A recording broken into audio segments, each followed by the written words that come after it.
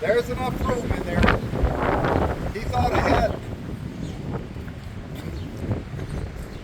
There was no blueprints for anything. The foundation of this grotto goes down 15 to 20 feet. When they dug out that pond, they dug this whole area. The pond is spring fed. So this whole area was marshy. So when they dug it out, they dug this out. Every farm's got a rock pile, rocks from the field. They would bring in the rocks, he'd scrub them, and encase them in cement down at the bottom and build that up. And it's also tiled into the pond.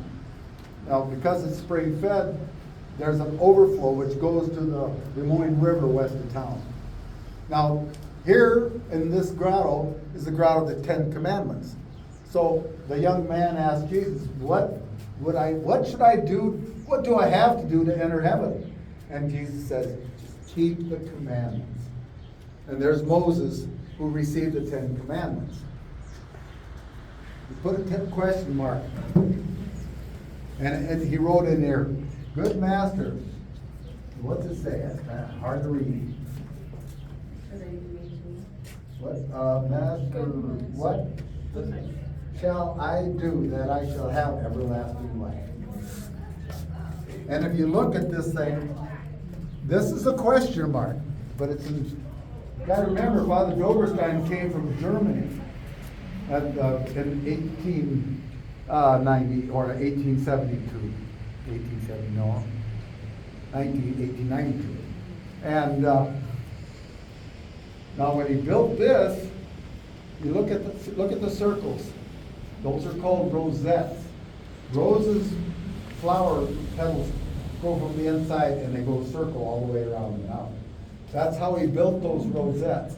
He would do those in the wintertime when it was too cold to do cement work outside. And he would build those down in the basement or wherever, and had a metal rod out the back end. In the springtime, he'd come out and slide it into place. And then he'd have to fill it in around the edges with smaller stones.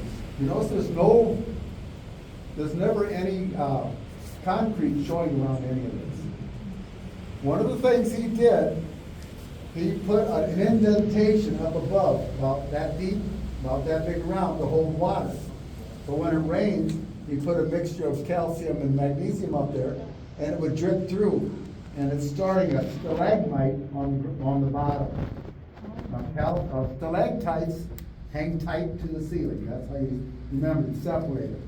And they grow at a rate of about 1/8 of an inch every 10 years.